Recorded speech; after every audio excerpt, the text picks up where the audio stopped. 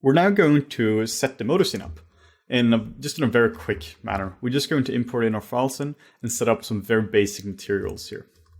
The way we do this is we have a clean MODOScene. Then we go to File, Import. Then we go to the OBJs we export from ZBrush. Just to be clear here, it's really important that, as before, we just deleted the material files so we don't have any junk here. Then we just select all of them, Control A, and just hit Open. And this is annoying, like before, we just have to click OK.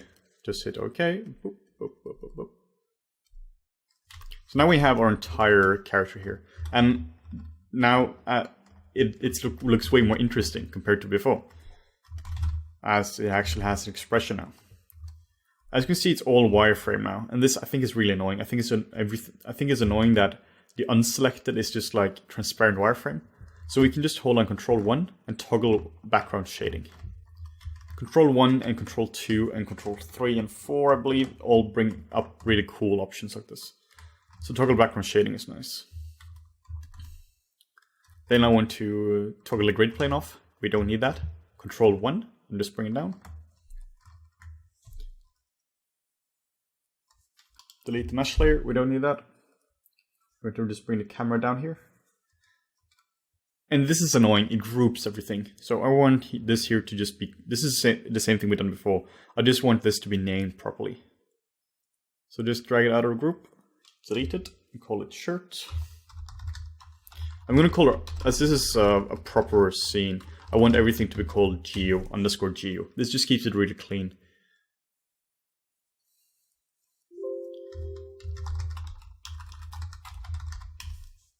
Completely up to you if you want to do that or not.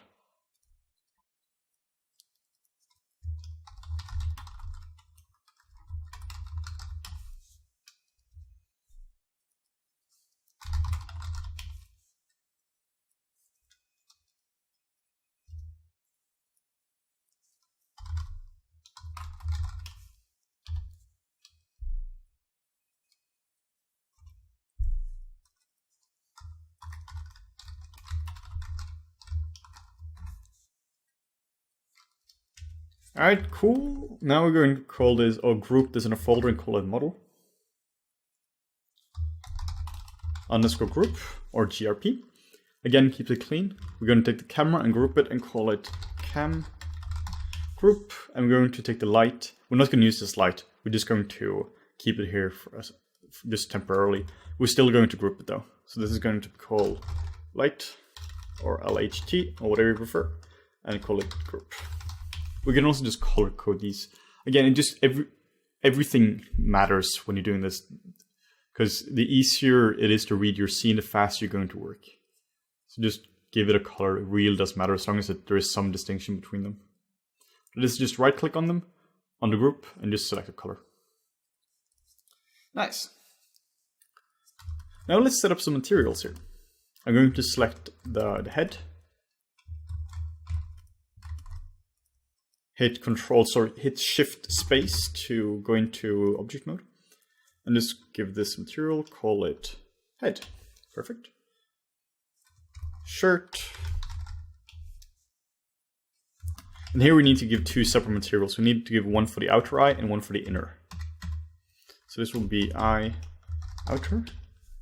Then hit N for material, if you don't know that. Then hit eye inner. Do the same thing for the other one. Eye outer.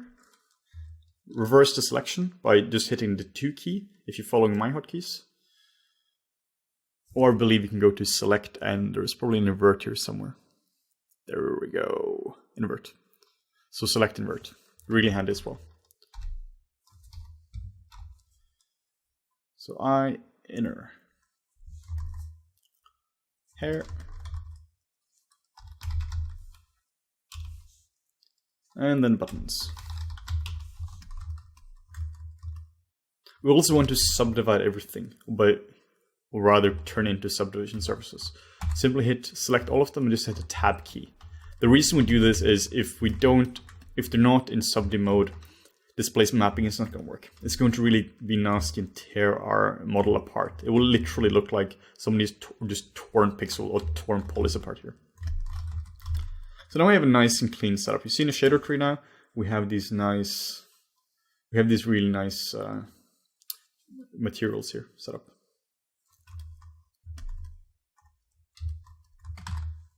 Just save the scene. This is going to be rendering or lighting 01. Let's call it old man lighting 01.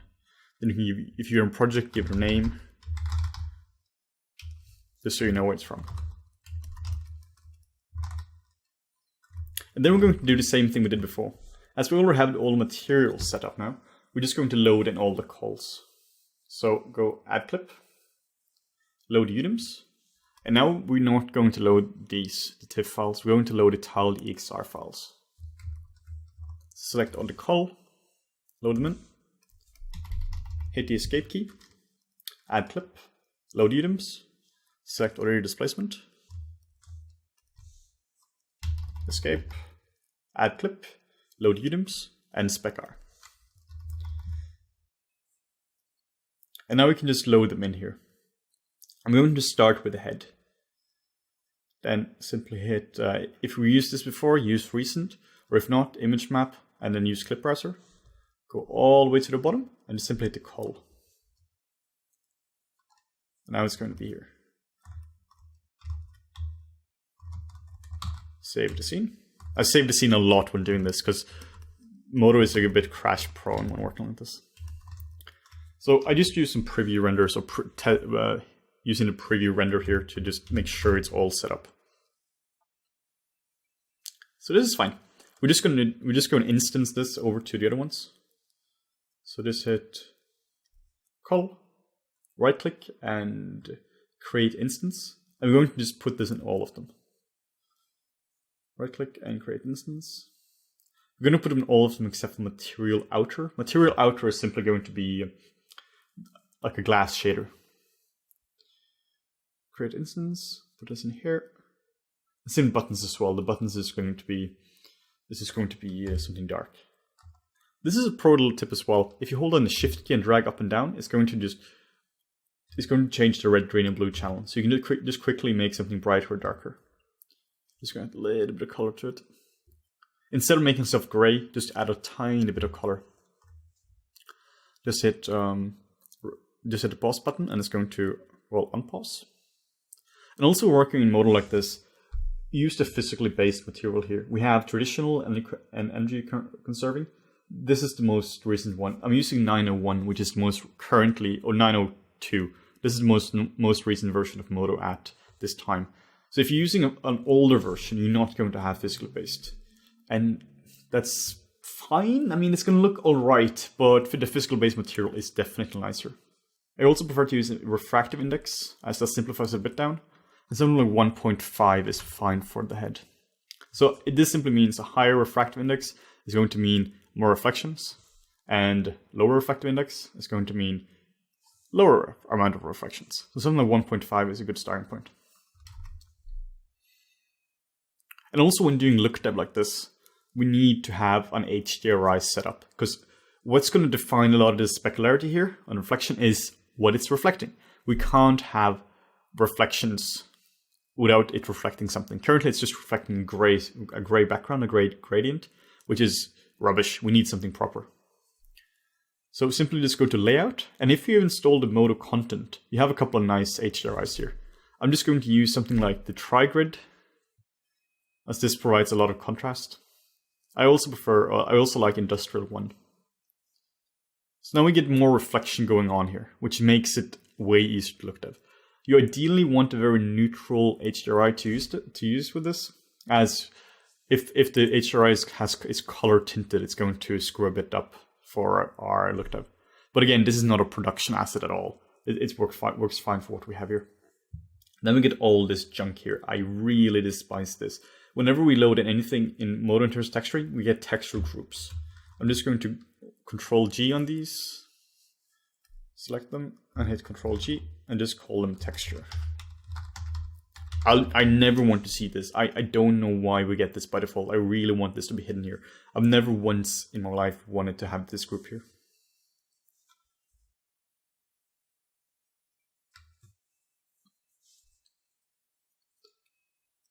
The direction light is also a bit rubbish for doing looked up because it's just very direct. So I prefer to use something like area lights when doing slight looked up here. As you see here. And you can simply just convert this lighter to an area light. I prefer to work in the modeling tab, even when doing looked up, instead of the rendering tab. And that's just completely personal preference. The rendering tab is definitely more optimized and you have more space here. It's just old habits. But we can just work here as well, just so it's a bit more proper. So we can just convert this to an area light, because area lights are soft and nice and they behave the way I want it to. So the way we convert it is to right click on it, change type, and just set it to area light. When working in 3D, I pretty much only use area lights because they're just really nice to work with.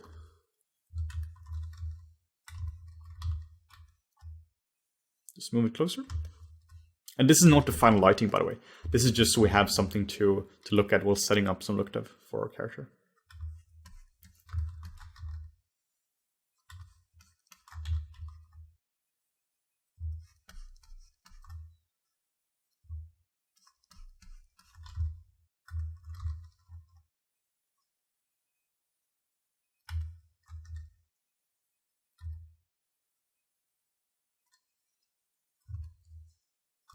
We also want to enable visible in refractions and reflections, because otherwise the light is not actually going to be visible.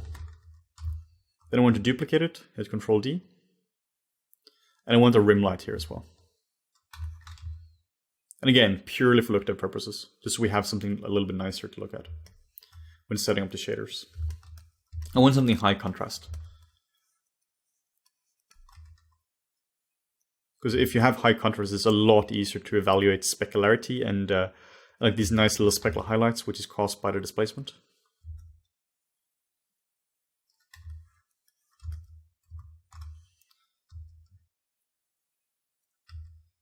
So the smaller the light is, the sharper the shadows is going to be.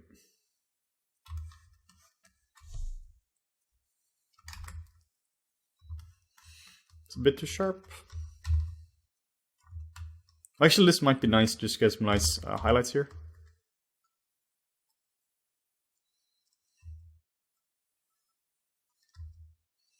I'm just going to use this light here as a fill light.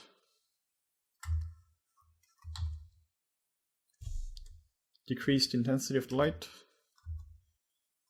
Alright, so we have something to look at here now. So if I add a displacement, we can actually see what's going on. Just going to increase this down to like 1. Maybe just move this a little bit out as well. Cool. So let's add a displacement map to this.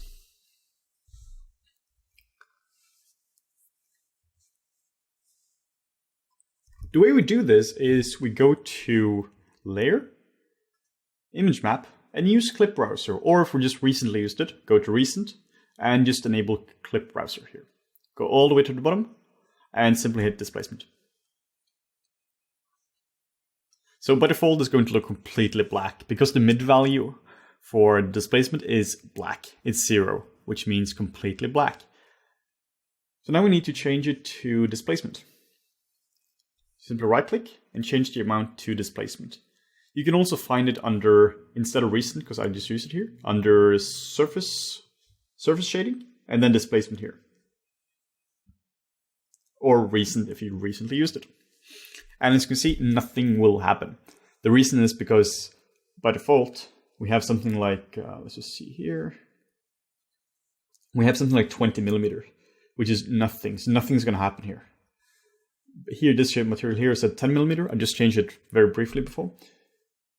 So there is nothing is going to happen here. So in order to make this work, we have to set this up to 1 meter. And now we're going to see the displacement map is going to work perfectly fine.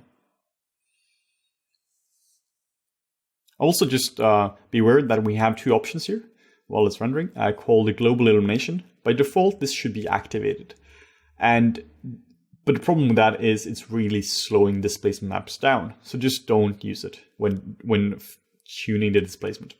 Draft displacement, I would recommend leaving on, because that's going to it's going to reduce the quality of the displacement, but it's also going to make it render a lot faster. But for this, I just want to leave it off, so just so I can see what's going on here.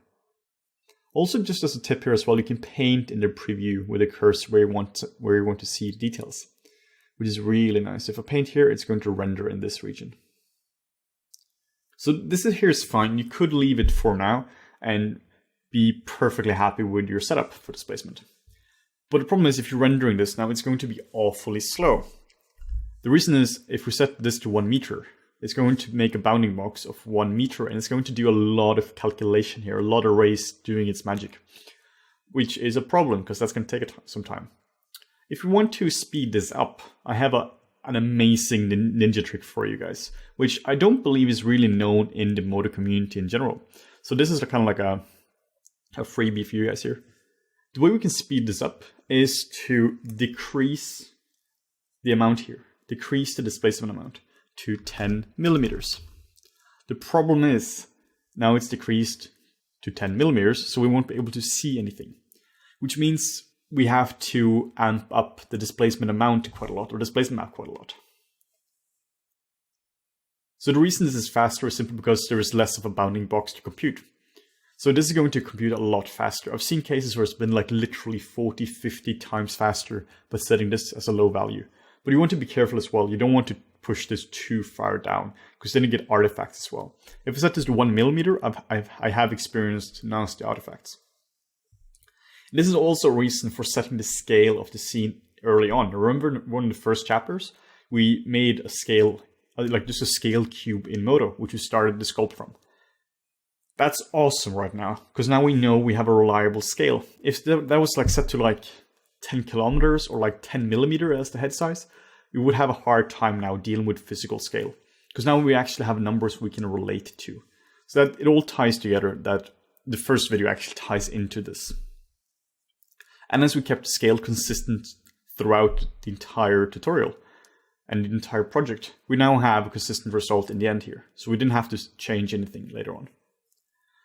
So the way we multiply the displacement map up is by going to Layer, Processing, and Constant.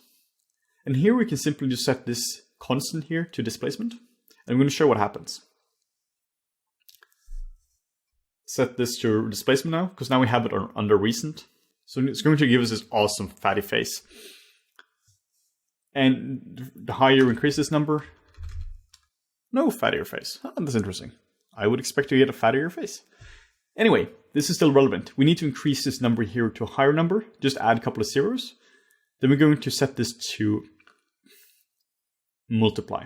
Don't set it to normal multiply, set it to multiply. So what's going to happen now is we're going to get our displacement map back. I'm not going to do the math here. I just know that I have to compensate for decreasing the amount here. By decreasing the displacement distance, we have to increase the map. So we're essentially just taking the displacement map and multiplying it by this number here. So you can easily see if you have a zero too much or 1 0 too many or too few. So either it's going to do nothing, or it's going to go absolute beast mode on your displacement map. So you can very easily see if it's right or not.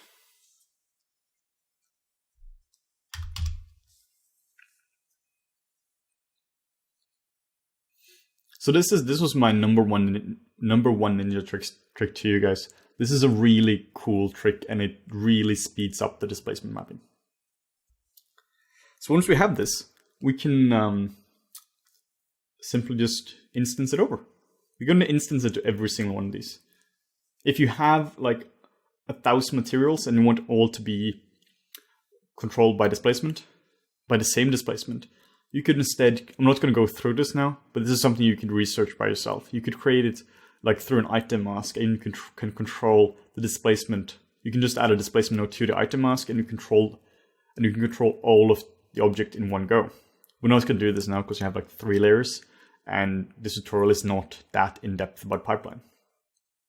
But we're simply going to create instance, like we did with call map. And just make sure you don't put this on something which doesn't have displacement. So if you didn't sculpt on it, don't put it there. So inner eye, there's nothing. Here, there is something. But buttons, there's just nothing here. So if we reload this now, we're not going to see anything on those because we haven't changed the displacement amount. So let's just, again, check the value here. This is 10 millimeters. So we can change values on multiple materials, multiple attributes at any one time, which is really cool. So what we need to do is we need to change this to all the materials to 10 millimeters. So select this one, select the hair, and select the shirt. Let's see here. Yeah, these are the only three which has the displacement. And set this to 10 millimeters. And also, I screwed up. I instanced the constant and not the displacement. It's not a screw up. We need the constant as well. We just need the displacement in addition. So actually take the displacement this time and not the constant. I'm sure you guys are screaming in front of your computers that, Henning, the wrong map. Well, that's fine. I screw up sometimes.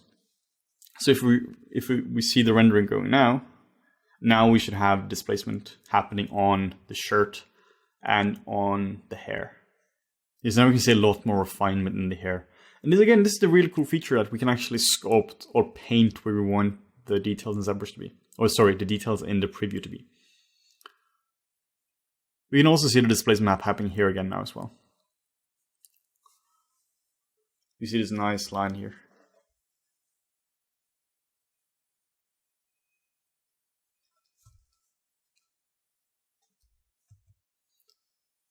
And then we need to set the outer eye material, because currently we don't have any eyes and it looks really creepy.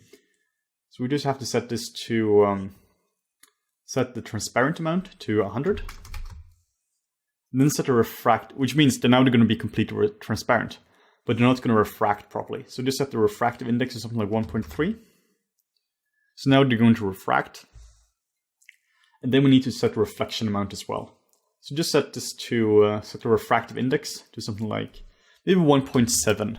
1.7 means it's going to reflect a fair bit. So now you can see reflections in the eyes here. If you want creepier eyes, you can do something cool. You can go here, material, and you can just set transparency down a little bit. So now it is almost like he has cataract or something like that. So they don't have to be completely transparent. You can also add a bit of like color here. We're not going to really do this. It's just like how you can play with it a little bit. Increased this to like 80. So it just gives a bit of a creepier vibe. But again, we're just going to set this to 100%. And just restart this to set this to, sorry, set the RGB to 1 and 1. Then we need to get the specular roughness map,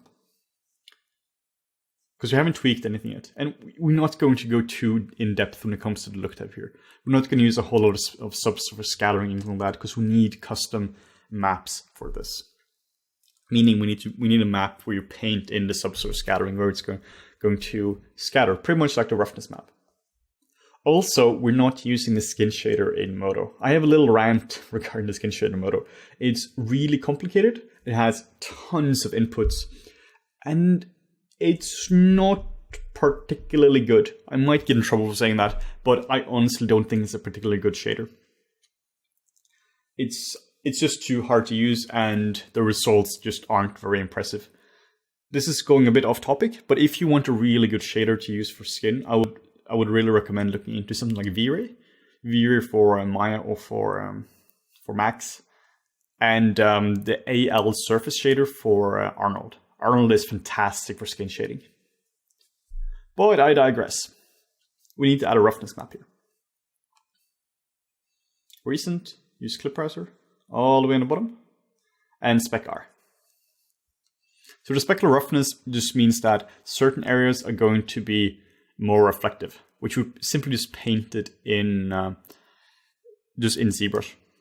As I said before, I don't use ZBrush for painting anything when it comes to production level stuff, because it's not really good. But when it comes to specular roughness maps, it's so simple that you could actually use this for production. This map here is just as complex as some of the maps are used in real production, which is really cool. Because we don't want any like fancy specularity, or specular amount maps, which we've seen before. We just want something simple. So right click on it and go to, I believe, basic shading. And then we just set roughness here. So now you can see the nose becomes really shiny. And same with these regions here. Which is not really what we want because it's too hard. I'm just going to set the overall roughness here to 50, just to have a basic value here. But the map will overwrite the value here. So whatever value we set here doesn't matter, as long as we have a roughness map. But what I'll do is I'll take this down, because this is just too sharp. So you can always just tone down the amount of roughness here.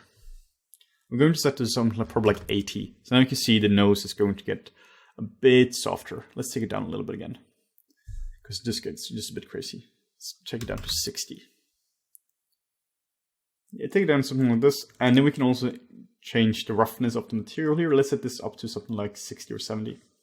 So now we're getting rid of some of these extremely sharp spots here.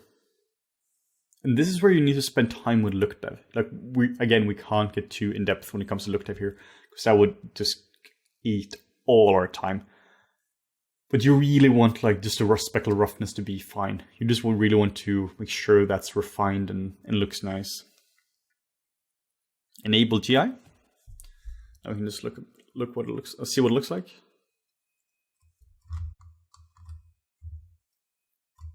And it will totally work with the camera later on as well. Like this is not the final camera angle or the lighting. I mean, the lighting here is not appealing at all. It looks really bad, to be honest. But that's fine. We're just setting it up now. We're just setting up some basic look dev.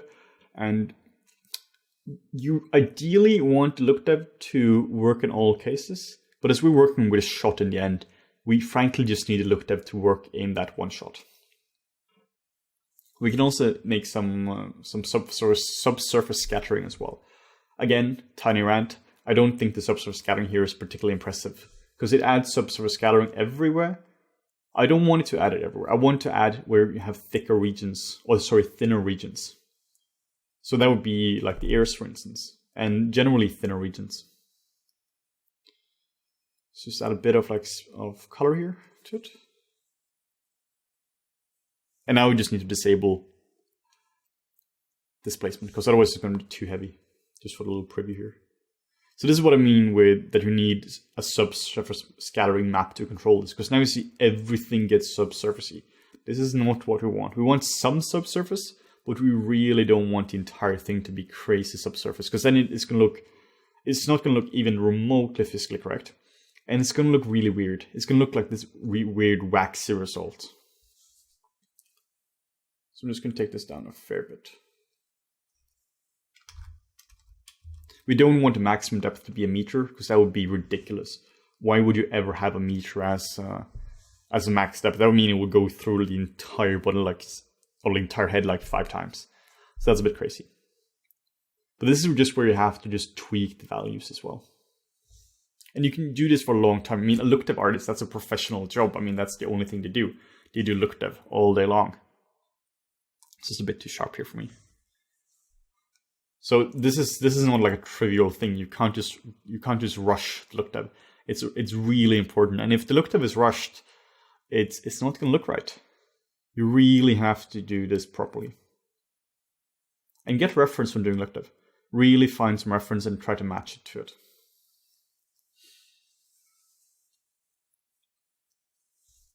But this is pretty much it for the setup of the video. Just gonna move this in here so it's all clean. So just to sum this up in this video here, we've set up the modeling, all the models, so it's really nice and clean. Color coded everything. We have a camera here, lights are in here, and all the junk textures. Not junk textures, just I don't want them to be visible. I really don't care about them. Are all in one group here. We set clean, nice materials for everything. Just select the material or select the item.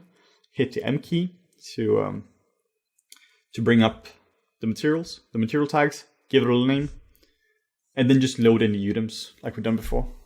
And that's pretty much it for setup. It's fairly easy to set the scenes up in Modo.